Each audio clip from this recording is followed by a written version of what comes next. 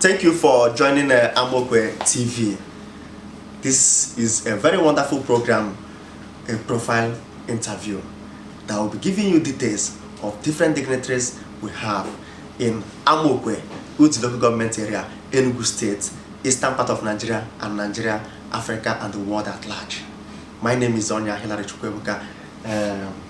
We are here today to have a wonderful interaction with a very high-profile man. He will also give us more detail of himself. This is Emeritus Professor Iloeje Iloeje. Sir, please, we'll start from your birth. Where are you from? Where did they give birth to you, and your journey when I just coming up? There, no. There, man. I'm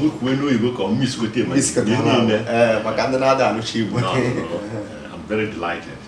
First of all, let me congratulate Iloeje TV. I'm aware of how modest you started this journey, and you broke a path that many others are trying to follow. So that's why I pledge my support for a community-based TV that will bring to public awareness community interests that are probably a little bit too small for the mainstream journalists and other institutions like CNN, CBN. But you know that every news is local. Yes. Every news is local in some way. But the news we hear on CNN is local to that particular place. So I must encourage Iloeje TV in this part that you have placed. And I'm delighted to host you today in my modest library. My name is Iloeje Michael Iloeje. I've said it in the sequence in which I was named. My parents started by naming me my Igbo name, Iloeje. That means that nothing in this earth is sufficient. You always will be striking to be better today than you were yesterday. Then my baptismal name is Michael. Incidentally, there's no magic why I was Michael. It's simply that when I was being baptized, it was very close to September 29th, which is the day for the Michael Archangel in the Catholic Church. So that's why my name is Michael. My last name, my family name is Iloeje. I'm from Iloeje, Iloeje town in the local government area of Enugu State. But that's not sufficient enough. If you come to Iloeje, I'm from Iloeje Autonomous Community. And if you come to Iloeje, I'm from Umuodu village. And if you come to Umuodu village, I'm from the Umuomanta family kindred. My father's name is Iloeje Bechi, that's my grandfather's name. And I Aza Obanozo. That's my background. I was born in 1948 in a little town called Iloeje in the present-day Nsukka division, simply because my father was the headmaster and the catechist that started and pioneered the advent of the Catholic Church in Nsukka, particularly in Iloeje. The old church, St. Peter's Church, built of stone, was built by my father.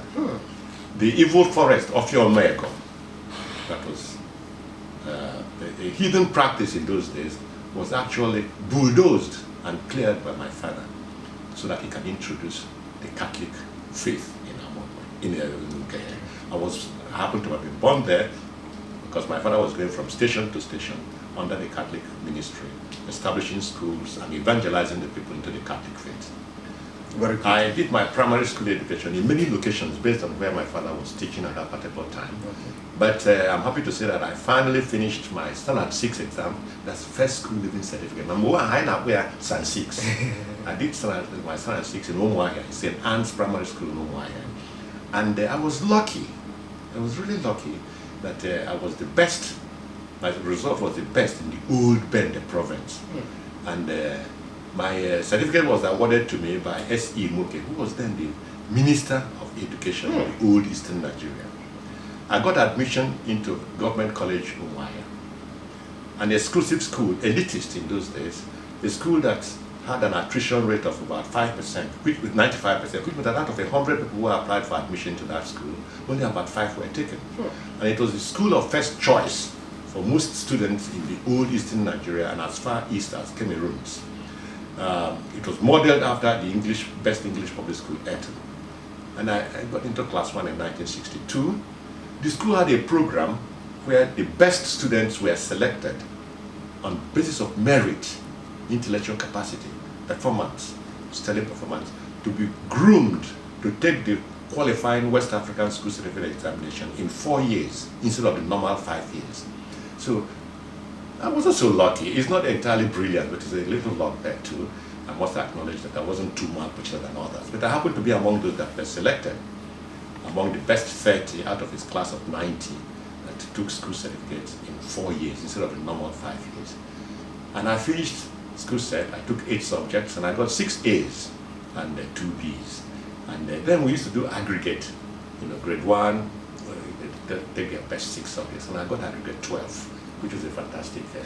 And I'm still very proud of it. And after school certificate, most people will proceed to do the higher school certificate program, the GCE Advanced Level program, which is a 2-year program, after which you can now go into the university on a direct entry. But I felt I was sharp enough, maybe hubris, maybe a little bit of pride anyway, but I was sure of myself that I told my father that I wasn't going to do that higher school program. I was going to go directly to the university. He advised against it wisely, that if I took the entrance exam and I didn't pass, then I would have wasted that year. I said, it's not a question of my passing. As sure as X are X, I was going to pass. So I took entrance examination to 2 universities that time. That time there was nothing like JAMB. So I took entrance examination to University of Ibadan and University of Nigeria, Nsukka. And I passed both. And I chose Ibadan, not because of any other thing, but because of its faraway appeal. Ibadan was in the capital city of the old Western Nigeria. I've never been there. And there's an allure that you went for distant lands. And I wanted to go to Ibadan so that when I'm coming back, I say, Maika Nata, Ayayo. So, but things turned out differently. That was in 1966. And that was the outbreak of the problems we had when Igbos were being killed in Western Nigeria and in northern parts of Nigeria. And for any Igbo man to find himself in Ibadan, which was the capital city of the Yoruba tribe, was suicidal.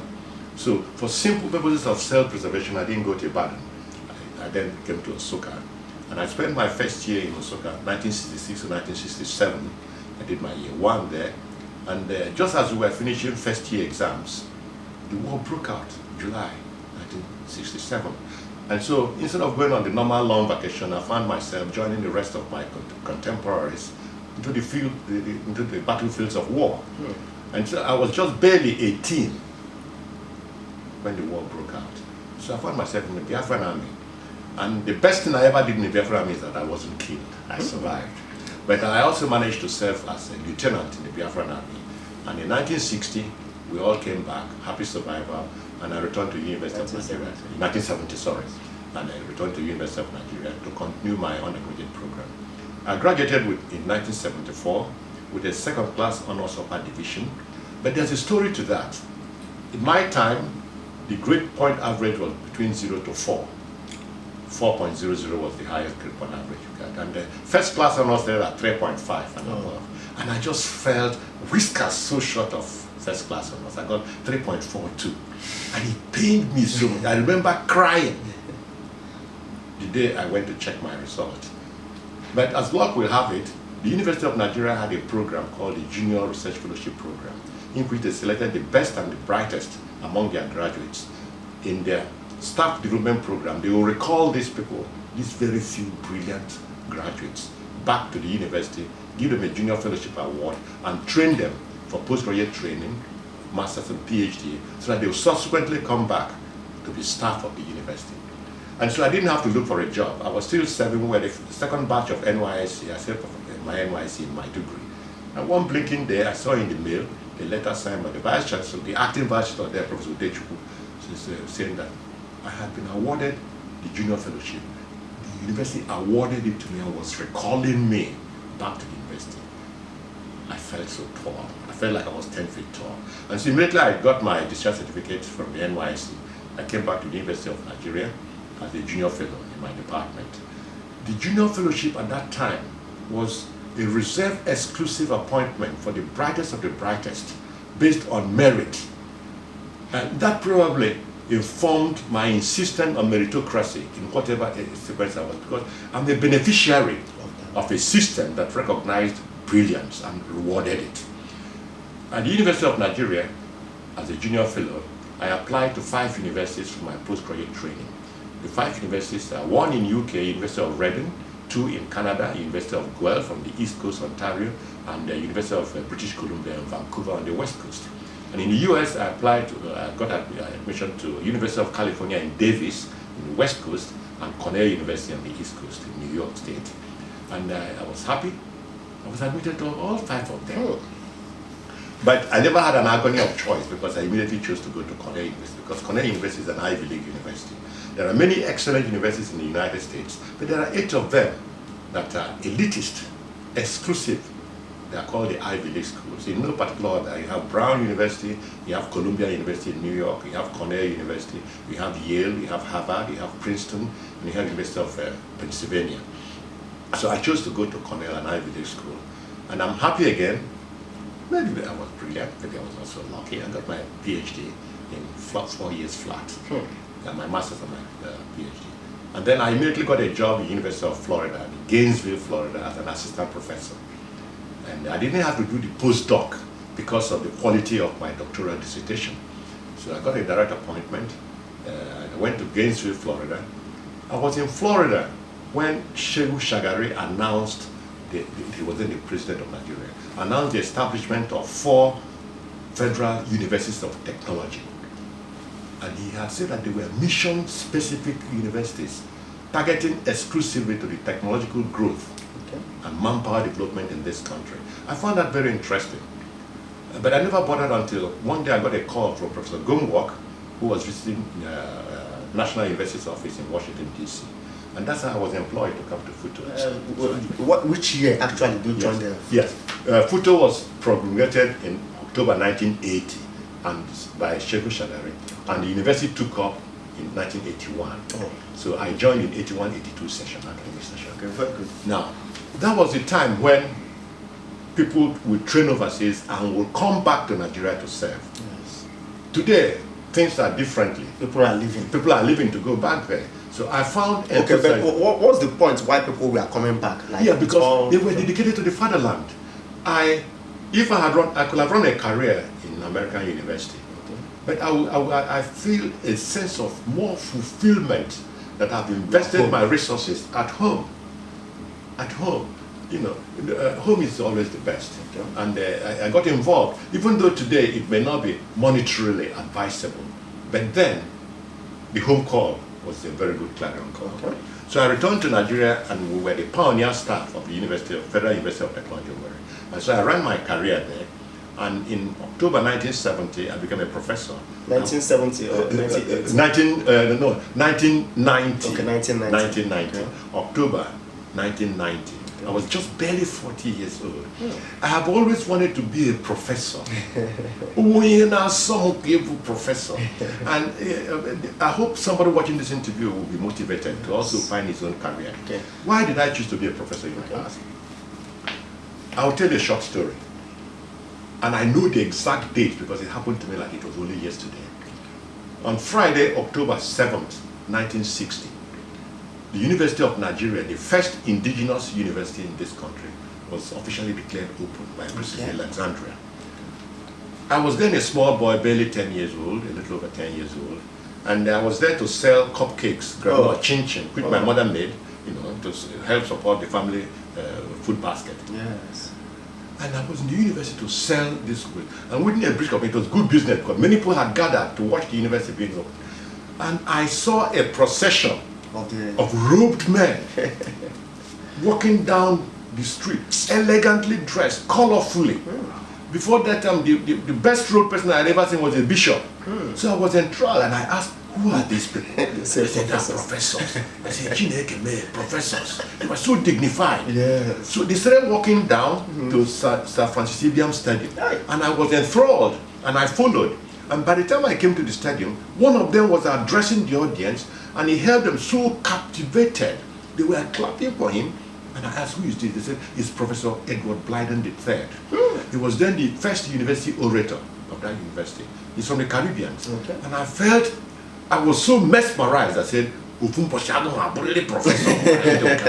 So that's what motivated me. Yes. And so in October 1990, when I became a professor, I felt fulfill. Yes, this Yes. dream. And that's why I even remember the day. That's why I remember it's so obvious in my mind. Now, Okay, but you, what I want to ask is, all these years of your educational career, reaching the professor, was it just so rosy, or did you have any challenges on the way? I had challenges. I had challenges. Now, let me start from some early challenges. Okay. Called my father. My father was a headmaster. He was a disciplinarian. But he inculcated the maxim that education is an empowerment. He will spare nothing to make sure that we, his children, were properly educated. So that today, out of 7 of us in the family, 4 of us are professors. Yes. 4 of us are professors. My third brother is a professor of pediatric neurology. He's a consultant in that field. The second one is an emeritus professor of mechanical engineering who went to MIT, one of the best universities in the world. Then myself. And my youngest brother is a professor of architecture. There are very few professors in architectural practice in this country. And my immediate younger sister is a senior advocate of Nigeria, the first Igbo woman east of the Niger to be a senior advocate, to be advocated to this order of the silk. So it's because my father insisted on education. And I recall, you come back and tell my father that your pencil, we used to have HB pencils and you you sharpen it. You tell my father that your pencil has finished, that he should give you another pencil. He will tell you, it's finished, go and bring the stub. If you bring the stub, you say, hold it and see whether you can write your name. You will barely hold that square and write your name, then you say, pencil never finished, you can still write with it. But if you couldn't retrieve that stub, the flogging he will get will elevate the status of pencil stubs to gold value. And when you come back with a result, terminal result or end of year result, and you say you came third or you came second, he will flog you. You say, who came first? And you say that it is Hillary that came first. You say, Hillary, how many hairs does he have? You say, 1 hair. You say, just like you.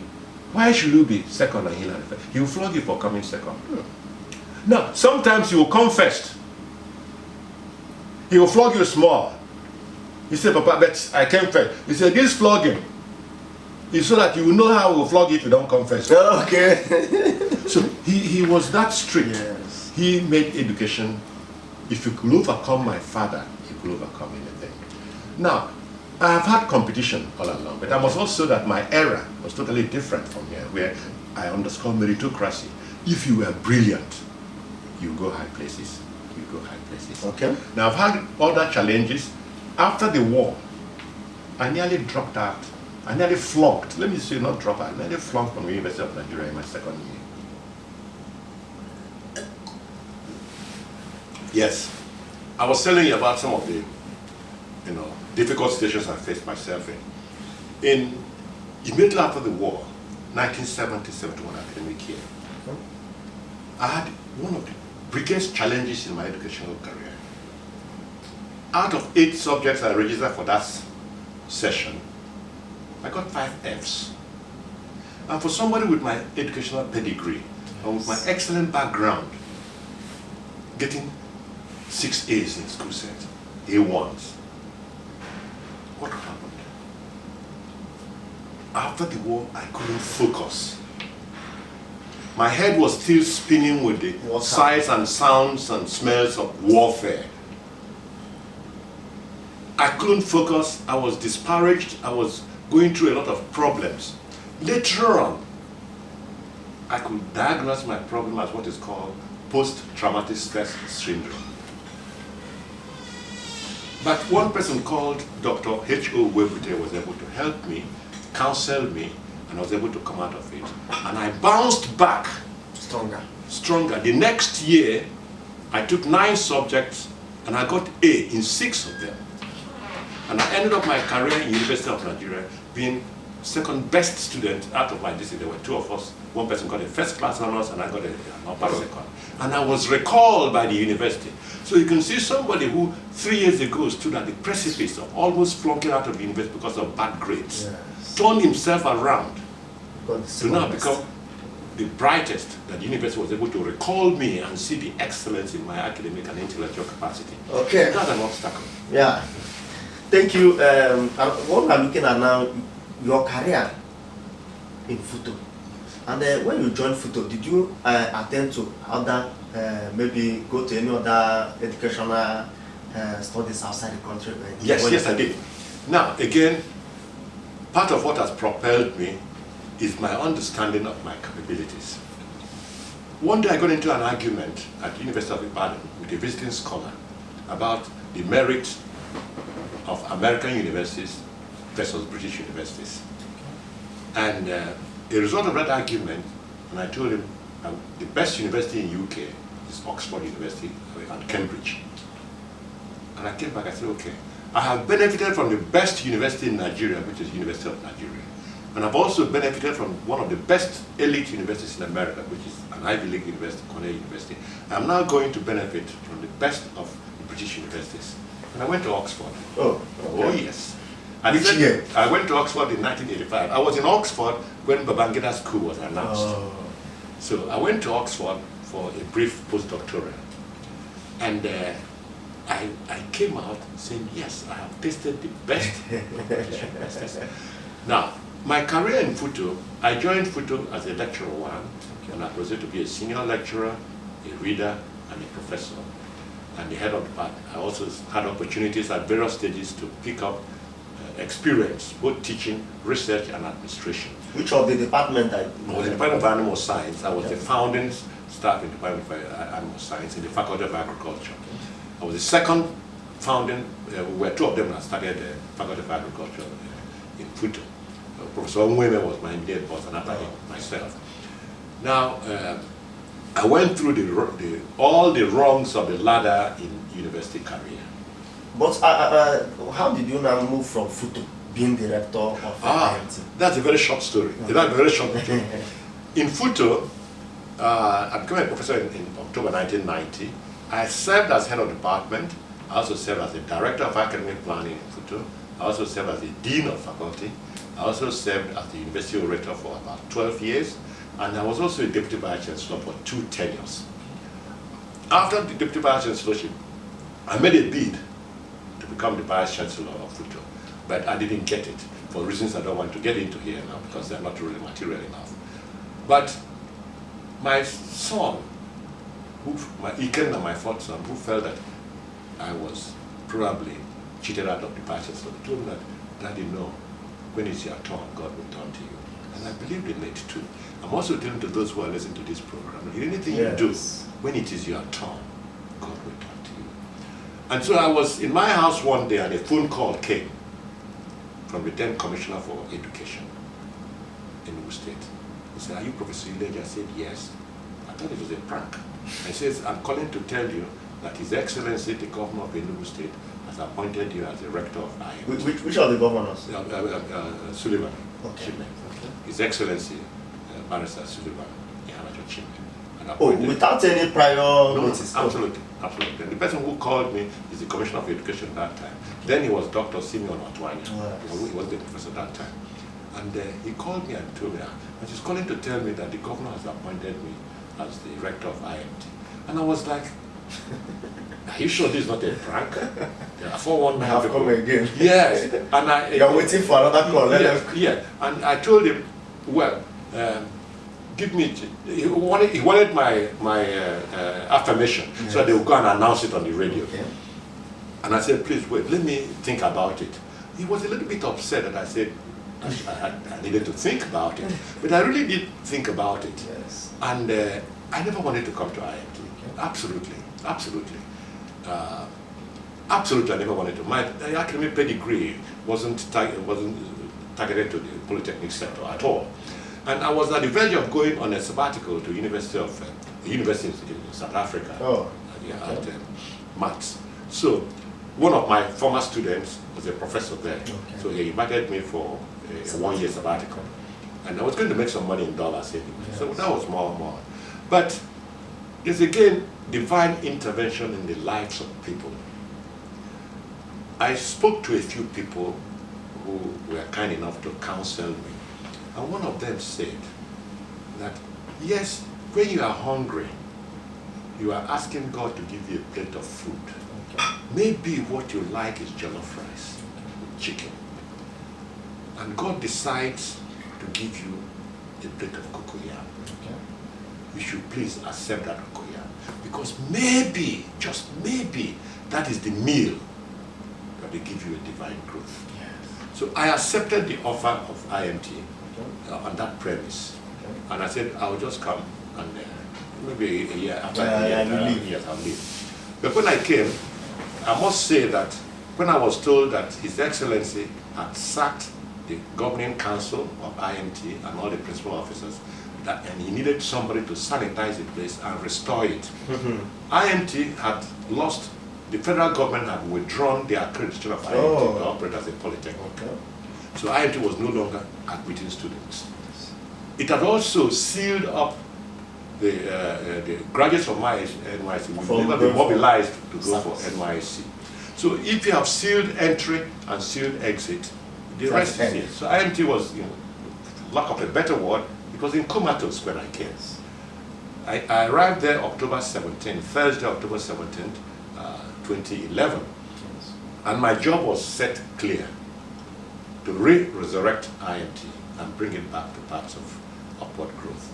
And it just took me 2.5 months. December 8th of that same year, 2011, I was able to bring an argument to the Federal Authority, Federal Ministry of Education and the National Board for Technical Education, reasons to withdraw the accreditation given to IMT. So IMT now came back to good status. Wow. And I also used a lot of outreach capabilities with the TED Fund to revive that institution, both in terms of physical development, financial development, and also expanding the research base. Okay, but during your years in IMT, what are the challenges you face coming from Futo? You are not in IMT, you just jumped in, and what happened? I had never had, if you tell me to go back to IMT again, I won't agree. The place was, the staff there were suffering. They lacked direction. Their careers were stagnating. They couldn't look forward to better days. Yes. So first of all, the biggest problem I faced in IMT was one problem of money. IMT had a student population of 35,312, and that was far beyond their carrying capacity. Okay. Their carrying capacity was 7,080, 7080. So you had to shrink from 35,000 down to 7,000 students.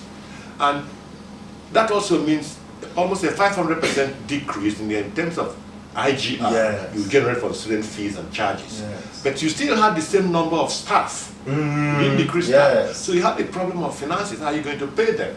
Yes. So I presented this before the visitor to the institution, which is the governor. And he saw the merit in my argument. And I told him, I can't run this place this way. And I must say this about the governor. He gave me a free hand to run that institution. And when I brought problems, he looked at it not from a political perspective, but from a technocrat. He brought his calculator, and he said, you can't run it. He then approved increase of the subvention, government subvention IMT gets. It was 20 million a month.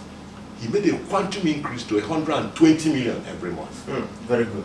And I deployed all of it to paying salaries. So I was able to pay salaries, promote staff, give them all their financial benefits that had been denied them. So it made staff happy. Then I also went to TED Fund, and I harvested a lot of funds from TED Fund for physical development at the university, academic staff training and development, research grant, conference grant, and I made all this available to IMT staff. And so, throughout my 5 years in IMT, 158 staff members went overseas on one sort of training or the other. A thing that has been unprecedented even today in the annals of development of IMT. IMT immediately blossomed. The webometric ranking increased. The staff there started seeing vibrancy, life return to their careers. But another question is that you said from 35,000 to 7,000 students. Yes. What happened to the remaining students? Oh no, what happened is that IMT is a 2-year program in the institution. That is 2 years for ND, 2 years for HND. Okay. So we were faced with difficulty of cutting the same population from 350,312 students down to the approved carrying capacity, approved by the National Board of Technical Education, to 7,080. And we had a 2-year window to do that. So what that means is that HND people who are graduating, you replace them with HND1 admission, you cut it down to 1/5 of that number. So within 2 years, you were able now to come down to 7,000 students. But that also affected our IGR, because these students pay fees. So I was faced with the difficulty of either increasing the school fees to meet up the expected IGR. So when I appealed to the governor, and he had a listening ear, and I keep on emphasizing that he looked at the problem like a technocrat. And he calculated, said, there's no way he can run that institution that way. He increased the monthly subvention from 20 million a month to 120 million. And with it, I was able to pay my staff. So what are the challenges you faced during like cutting down of students? Because I know so many people are hoping that if they finish HND, we are moving to HND. Yes. Now, most lost admissions. So what problem? I faced a lot of problems. Luckily, the problem was political. Now, you have to realize that IMT is a community institution. It provided a very veritable window into the tertiary education sector for people who, for financial reasons or other reasons of performance, academic performance, could not be admitted to universities. I also did a survey in IMT, and I found out that 68%, about 68.3% of students in IMT were self-funded. Oh, okay. They had to do little jobs, either as petrol station attendants, hairdressers, security job, house helps here, to be able to afford to go to university, to go to IMT. So the fee-paying student in IMT will be traumatized if you ever increase the school fees from that 40,000 a month. So what I did was to make sure that I reintroduced the national guidelines of education, saying that for you to be admitted to a tertiary institution, you must get 5 credits, not more than 2 sittings at the GCE, which must include a credit in English language and mathematics. With reintroduction of that, the clientele base of IMT, where every Rick and Tom, where the market was coming to IMT, it made my capacity to choose a little bit easier. Yes. So, and then politicians will come and give me long lists of 68 people who must be admitted. I say, no, there's nothing like that. There's no longer discretion. The 17 government areas because IMT is owned by the state, so the 17 local government areas of Enugu State were given equal rights. Equal rights. A specific number was assigned, divided into 17, and said, this is your point. So 40% was by merit, direct merit, and the others were to catchment area, the 17 local government area. And then I also, it's interesting to note that in IMT, 3 out of every 4 students is a girl. You never really, yes. The female population of students in IMT was about 75%. You go to IMT, you see more. So if you understand the dynamics, the population dynamics of the people you are administering, it's a lot easier to administer them. And so we got along that way. And the staff, many of them have been there, were running careers there. And their careers were stagnating. Many of them were not promoted. I came in 2011, but their last promotion was like 2007. So I had to do a lot of backlog in promotions, and also to maintain seniority in the career. So it was a lot of work. But I'm happy to say that I had a I didn't do it alone. It was the management team of my deputy rector, my registrar, the bursar, the university, the institute librarian, the all of works. Yes. Oh, we agreed to a T on each of the programs. And the students also felt that their rector was interested in their welfare. There was one little thing I did in IMT, which many students now see me and they say, Daddy, thank you. I introduced what I call missing script, missing salary. IMT, most of the students were suffering under the missing script malpractice.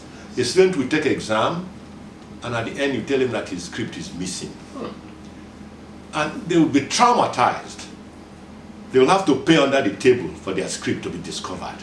Some will pay 2,000 naira. You think 2,000 naira was small, but if you recall that most of them were self-funded, 2,000 naira was a lot. So I didn't know how to tackle it. It was difficult for the students themselves to come and complain, because if they complain against the lecturer, they fear the repercussions and the rest of them. So I brought an institute-wide awareness that any staff member, academic staff member, that if there was a complaint that a script was missing, your salary will be missing. Not that the rector will chop your salary, no. But I told the bursar to keep the salary in escrow. Okay. That means it was being kept there under the cool. When you get the script. When the script comes out, your salary will come out. And with that, in one semester, we didn't have cases of missing script anymore. So again, I could bring those programs and successfully, because I had a governor who had a listening ear. Yes. Many people who were placed highly in society, many of them would go and they had access to His Excellency. They would go and complain and do something. The governor never interfered with the administration. Most times, if he got to hear, he would tell me that I'm doing the correct thing and I should go on. And so with that kind of backing, I had a good background. So okay, but there is a saga then that you demoted the lecturer. Oh yes, oh yes. I wouldn't name names, but if I'm challenged, I will name names. There was a particular lecturer, the very first lecturer that I visited with a very strong disciplinary action. Then grades were for sale. It's still for sale in many institutions now. You know. Then they were charging on the average 20,000 naira for an A. 20,000 naira, you might say it's small, but it was big. Yes. It was big. Yes. And so if you paid A, you got, if you paid 20,000, you got A, maybe 15,000, you get a B, 10,000, you get a C. Even for those who didn't attend lectures, once you were registered for it. And so there was a complaint from students. I recall that there were 40 students in that list who had signed a petition that this lecturer collected money from them and didn't return the grades for which they paid for. And it had gone through the normal disciplinary channels, and when it came to me to approve, they had actually recommended that he should be terminated, his appointment should be terminated as a deterrent to others. But as rector, I didn't have the powers to terminate a confirmed staff. Those powers were exclusive to the governing council, and I didn't have a governing council like that. So I then demoted him drastically from principal lecturer to lecturer one. That's 2 grades demotion. Yeah. That's like demoting you from SS3 to JS3. And I expected that he should resign out of disgrace. But he didn't resign, you know, politically and the rest of it. He continued, but this got to His Excellency. And I didn't know it got to His Excellency, but it was much later on that in a side talk, the Excellency said I should have sacked him. Now, it's nice to say that he also, that record, not just demoting him, demoting him was just a punishment for adaptation, but he must return the money. Oh, okay. To those students. Okay, to those students. And he refunded them. Yes, very good. He refunded them. Although I got a bad name, bad press from some staff because of that, but ultimately everybody knew that was the correct thing to do. Okay. Now, your years in IMT, after that, you became Emeritus Professor. Yes. How did it happen? And again, I hear that is the first Yes. Emeritus Professor in Federal University of Technology. Thank you very much. Yes, I completed my tenure in IMT June 10th, 2016, and I handed over to my successor, and I was very proud to return to my professorial chair in Futo as a professor. I finally retired after 37 years of service in Futo, and having been a deputy vice chancellor there. I retired in 2018 when I turned 70 years old. And in 2019, a year after that, the university saw it fit to institute for the first time the chair of emeritus professors at the university. They hadn't done it in the then 41-year-old history of that university. And I was the very first emeritus professor to be elevated to that professor. Like, what are the maybe requirements or qualifications that made you? All right. Because I know you are from Enugu State, Yes. even though it's a federal university. And again, is it that so easy? And Okay. Universities worldwide have criteria for elevating people to the Emeritus Professorial Chair. And those criteria are fairly uniform across the board to most universities. First of all, the reason for Emeritus Professorial Chair is that this person has retired and is about to, and has left the university. But the university still feels that they can continue to benefit from his to harvest from his intellectual status, both research and academia, and also bringing up a younger generation of academics. So that the university will continue to maintain its leading role by having that person on roll as a senior person in the university. So that's why they produced, they instituted the Emeritus Professorial Chairs, that they find it indispensable to the university. So that should leave. And that Emeritus Professorial Chair is for life. Okay. You continue to render. So you still have an office at it? Oh yes, I still have an office, okay. And I have some academic research responsibilities to the university, and I also teach if I want to. Oh, okay. I also supervise students if I want to at my own pace. But I have currently in the university, I'm the first, and there's only one other person, Professor Moses Iwala. Only two of us are till today. Oh. The only two who are emeritus professors in that university that was started in 1980. Okay. That's almost like 84 But years. this now, emeritus professor, is there any other benefit apart from being a professor? There are no financial benefits per se. Okay. It's not a tenured position, but it's the position you hold in elegance of your academic status. Oh, okay. You will get paid for any academic service you have rendered based on the paying rate for that particular service. For example, I supervise postgraduate students at the PhD level. If I attend external examination for defense of thesis, yes, I get paid, I get reimbursed my expenses for that particular activity.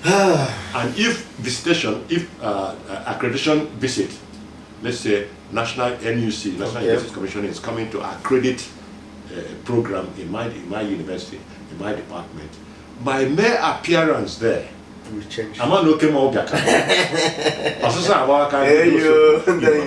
then for most of those people who are coming accreditation will have been neophytes. Yes. You know, they will have been my younger. Yes. So my presence there gives credibility to this, and stability to that program. And it also gives me opportunity to be able to groom, give tutelage and guidance to younger people, because if you don't have a replacement value, yes, then you're not worth it. They say that if your absence is not felt, then your presence was never needed. So if you leave a system and you have not left people who will walk into your shoes correctly and take over and lead them onto heights, then your tutelage wasn't quite worthwhile. So Prof, that's it. Thank you so much for today. But the last lap, what advice do you have for the younger generation coming up, like the way you reached your height? What are your guiding principles, and what do you have to let them know in all their careers? How can they become emeritus in whatever they are doing? My father once said, I will say it in Igbo, in English, the nearest thing is, in anything you have chosen to do, be the wizard at it. Be the best. Do it so well that should those services ever be needed, every client will run to your stable. In whatever little things you do, whether you're a carpenter, whether you're a photographer, whether you're a journalist, a car washer, whatever you are, whether you're a teacher, whether you're a politician, do it so well. So anybody needing those services will rush to you. So are there many things No. Meritocracy. My advice, I don't want to call it advice because any genuine advice must have a monetary value, must have a value. But my counseling to younger people is that, one, they're in so much hurry to get to the top. The faster you go, is the easier you come. Julius Caesar said, make haste slowly. First, a sentence. Make haste slowly. If you are knocking a nail into the wall and it goes in easily, that's how easy it is going to come out. A lot of younger people now are not willing. They're not willing to work hard to get to the top. They simply want to get to the top right away, instantly. Now, tomorrow, no. So, patience. Learn the work. Oh yeah, the consummate Igbo dictum is Eba boy. Eba boy. In English, it's called tutelage. Go through tutelage. Mutaya will learn it. Have patience. Be an acolyte. Be a disciple. Learn that job very well. And come out. You do well. Remember that Longfellow said that the heights which great men reached and kept was not achieved in a single jump. But they, while their contemporaries slept, worked hard towards the night. Work hard to get there. Very good. Prof, another thing, you have said all this. One thing is important. Are you single? Can you tell us about your family life and the children, where they are? I'm very, very happily married. Okay. Now, I got married got married in 1978. When my first wife passed away in 1988, and we had 4 children, 4 boys.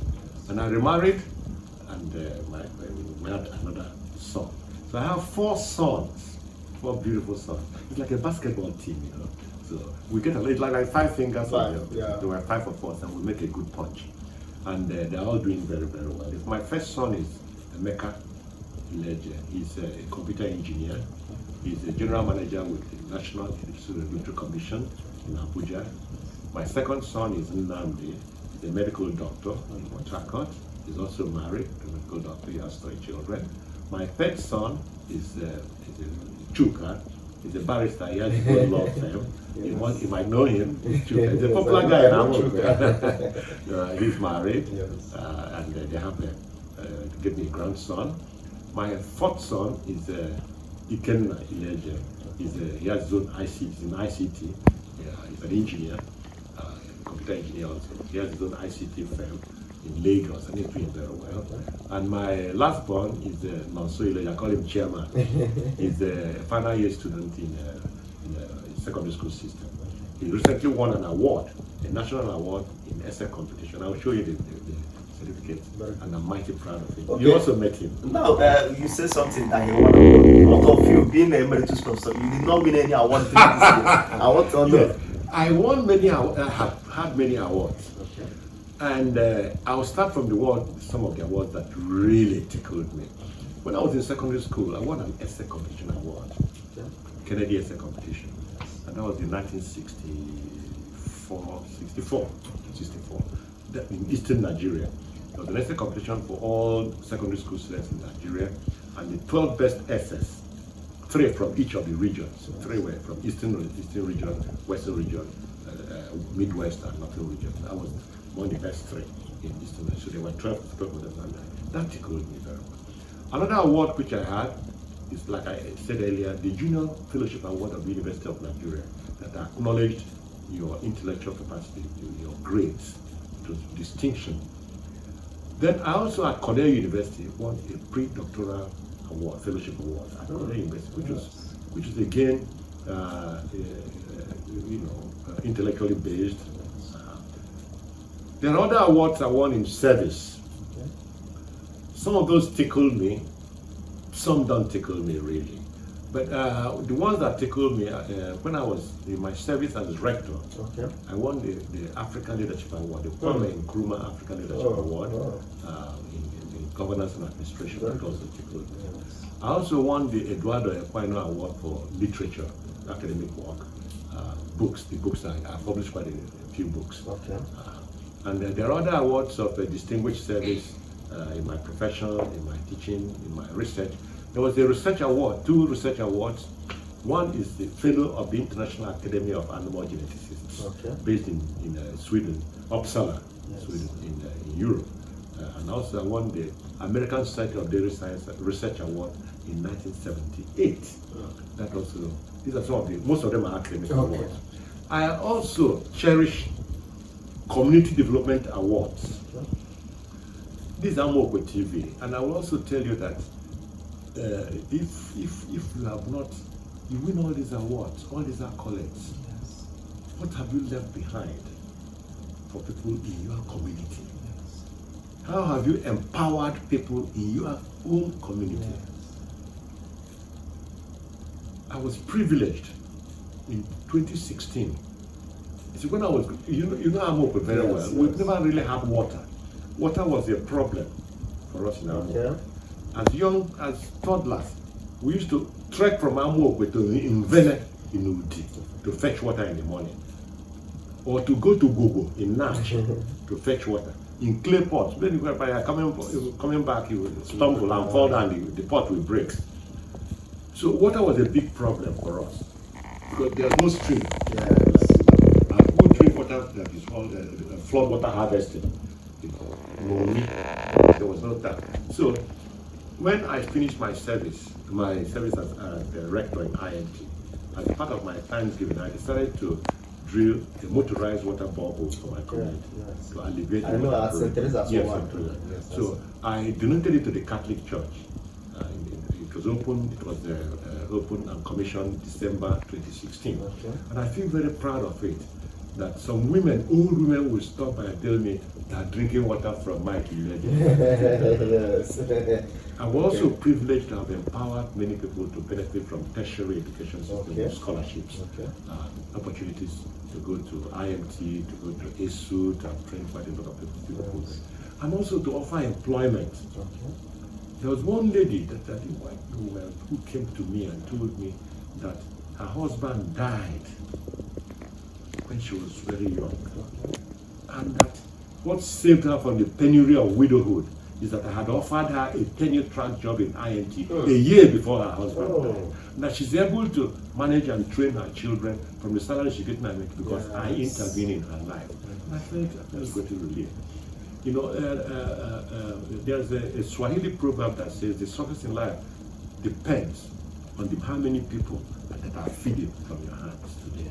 The idea people and challenging and privileged listener here, the measure of your success is not in how much money you have gathered, but how many people are feeding from your hands. How many people are standing today on a pedestal that you helped them achieve? How many people can say that you contributed, even in a little way, to their journey? How many people can look back and say, I am what I am today because of a little assistance that I got from so. Religiously too, I believe that when we all die, there's judgment. There's judgment day, you know. The Catholic Church will let you believe that you will be judged according to the 10 Commandments. But I would like to add that before God gets to the 10 Commandments, if somebody gets there, the very person he's going to ask you is, with the talents I gave you, What happened? what happened? How did you use the talents I gave you? If I give you talents of oratory, how many people were you able to convert from your oration? Yes. If you're on the pulpit preaching as a priest, as an ordained man of God, how many people turned to God because they heard your oratory? If it is the power of you're a lawyer, how many people were you able to rescue and bring justice to? If you are a traditional ruler, how were you able to lift your community to higher pedestals because of the wisdom of Solomon that has given you to pass judgment on them? Thank you, Prof. When you are talking about, this is the last one. When you're talking about award, you said that you also wrote some books. And what the books, how many of them, and how can someone get it? Now, I've written, when I retired, before I retired, I wrote books in my major area, in animal genetics. And some of them are being used for postgraduate students and usually subject-based. But after I retired in 2018, I devoted myself to writing books, general reading books. And I published them. They are available on Amazon. Okay. I'll show you some of them. Okay. I'll show you some of them. Okay. If you permit me, I'll bring some of them and show you. Very good.